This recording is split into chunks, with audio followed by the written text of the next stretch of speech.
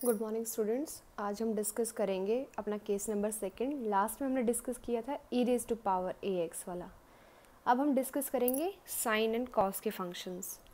देखो इसने पहले क्या दिया है, show that 1/fd square sine a x. मतलब हमारे पास कोई फंक्शन है नीचे जिसमें डी स्क्वायर दिख रहा है और साथ में ऊपर मल्टीप्लाई है साइन ए एक्स।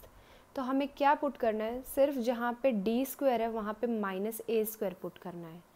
जहाँ पे डी स्क्वायर है वहाँ पे माइनस ए स्क्वायर पुट कर देना है नीचे। तो आपका आंसर आ जाएगा, मतलब पर्टिकुलर इंटीग्रल का। कब?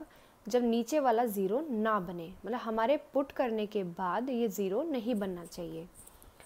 फिर इसने क्या कहा है कि अगर ऐसे ही कॉस में है तो 1/fd square cos A x है। तो इस पर्टिकुलर इंटीग्रल को निकालने के लिए क्या करेंगे, जहाँ जहाँ पे डी स्क्वायर होगा नीचे वहाँ पे हम क्या पुट कर देंगे, माइनस ए स्क्वायर।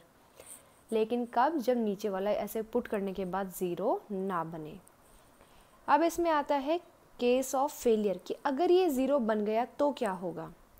तो बिल्कुल सेम है जैसे हमने e raise to power a x वाला किया था कि अगर इसमें डी स्क्वायर की जगह माइनस ए स्क्वायर पुट किया और ये ज़ीरो बन जाता है नीचे वाला, तो हम क्या करेंगे, पहले एक एक्स रखेंगे आगे, पीछे वाला sine a x as it is fix रहेगा।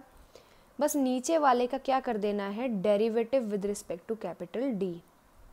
ऐसे ही कॉस में भी सेम, आगे एक एक्स रखना है और पीछे क्या आ जाएगा, कॉस ए एक्स।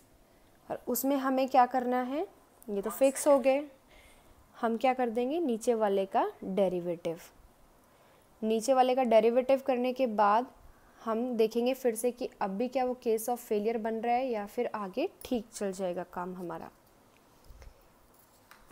ऐसा करने के बाद देखिए इसमें कुछ इसने दिए हैं इम्पॉर्टेंट कि अगर नीचे वाले में डी स्क्वायर दिख रहा है तो हम डायरेक्टली पुट कर देंगे माइनस ए स्क्वायर। डी क्यूब है तो उसको पहले चेंज करोगे डी स्क्वायर इंटू डी, क्योंकि हमें डी स्क्वायर की जगह पुट करना है, सिर्फ इसकी जगह रख दोगे माइनस ए स्क्वायर और डी एज इट इज़ रह जाएगा। डी रेज टू पावर 4 को क्या करोगे, D square into D square, मतलब इसका स्क्वायर का स्क्वायर। ऐसे ही आप पुट करते जाओगे। अब इसने कहा है कि अगर ऐसी टर्म दिखती है आपको, देखो नीचे जैसे इसने दी है 1/d प्लस बीटा, स्क्वायर तो दिख नहीं रहा लेकिन साथ में क्या है, साइन। साइन क्या कहता है कि नीचे अगर डी स्क्वायर होगा जहाँ भी, वहाँ पे आपको क्या पुट करना है, माइनस ए स्क्वायर। अब यहाँ पे डी स्क्वायर तो है नहीं लेकिन हम बनाएंगे। कैसे बनाएंगे, ये डी प्लस बीटा है, हम डी माइनस बीटा से मल्टीप्लाई एंड डिवाइड कर लेंगे। तो a minus a plus b, a minus b किसका फॉर्मूला होता है, a square minus b square का। तो देखो अब डी स्क्वायर दिख गया ना नीचे, इसलिए हमने एक काम किया था, डी स्क्वायर दिख गया तो अब हम क्या पुट कर देंगे, उसको माइनस ए स्क्वायर कर दिया। ये टर्म बन गई, ये तो कांस्टेंट है। ऊपर क्या आ गया है, अब D minus beta into sine a x. इसको हम देखो कैसे खोलेंगे, एक बार साइन ए एक्स को डी से मल्टीप्लाई करेंगे, एक बार बीटा से। और इस d का मतलब क्या होता है, derivative with respect to x। तो इसका डेरिवेटिव क्या बन जाएगा, cos ax और आगे a। ये इसका देखिए फिर आंसर आ जाएगा ऐसे, ये आ गया है। इसने ऐसे ही एक एग्जांपल दिया है, ये हम डिस्कस कर लेते हैं। ये हमारी इक्वेशन दी है, इसको डी स्क्वायर में लिखा, डी में ऑक्सिलरी इक्वेशन बनाई, वहाँ से हमने डी की वैल्यू निकाली, उससे 4.1 में जो हमने पढ़ा था उसका यूज़ करते हुए हमने यहाँ पे कॉम्प्लीमेंट्री फंक्शन लिखा है। अब हमें निकालना है पर्टिकुलर इंटीग्रल। तो 1/ ऑक्सिलरी इक्वेशन और जो इक्वल टू के बाद था यहाँ पे वो रखा है। ये रखने के बाद अब हम क्या करेंगे, जहाँ पे भी डी स्क्वायर था वहाँ पे क्या पुट कर देंगे, माइनस ए, यही है ना, ए स्क्वायर करना है तो मतलब -2 स्क्वायर। तो इसका हमने रख दिया, सॉल्व किया, ये आ गया। अब देखो साइन तो रह गया है लेकिन यहाँ पे अकेला डी है, स्क्वायर नहीं है। और साइन क्या कहता है कि हम डी स्क्वायर को पुट करेंगे, तो ये क्या करेगा, डी प्लस 3 एक बार मल्टीप्लाई कर देगा, एक बार डिवाइड कर देगा, नीचे बन गया डी स्क्वायर माइनस 9।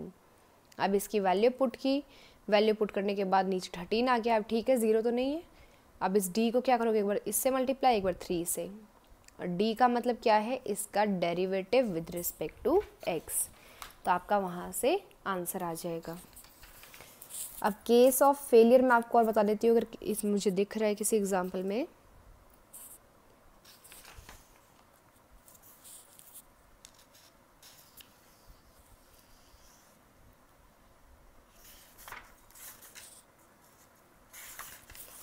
हाँ जी, देखिए यहाँ पे है केस ऑफ फेलियर। यहाँ पे था 1/d² + 1 cos x, तो x क्या की क्या है 1 है, तो इसका मतलब d² की जगह क्या रखना है, सिर्फ इस पार्ट की बात कर रही हूँ अभी मैं, d² को रखना है -1 का स्क्वायर, रख दिया। लेकिन -1 का स्क्वायर रखोगे तो क्या रहेगा, यहाँ पे ध्यान से देखना, -1 का स्क्वायर का मतलब ये नहीं है, माइनस और 1 का स्क्वायर ये अलग है।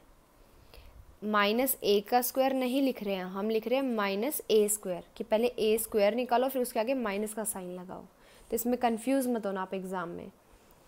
ये रखा तो, लेकिन यहाँ क्या बन जाएगा, -1 + 1, नीचे बन गया 0, केस ऑफ फेलियर आ गया ये। तो आप फिर एग्जाम में लिखोगे this is case of failure. अब आप क्या करोगे, आगे x लगाओगे, पीछे cos x as it is, नीचे बस क्या करना है, इसका डेरिवेटिव कर देना है with respect to capital D किया। फिर आप क्या करेंगे, ये आ गया है, अब आप रख दे। देखो D का मतलब मैंने बताया था डेरिवेटिव, 1/d क्या बन जाता है, इंटीग्रेशन। तो 1/d ये क्या बन जाएगा, इंटीग्रेशन, इसका इंटीग्रेशन क्या आ जाएगा, साइन आ जाएगा। ऐसे ही आपकी ये पूरी एक्सरसाइज है इसकी, ये आप सॉल्व करें। कोई डाउट आता है तो आप मुझे बता देना।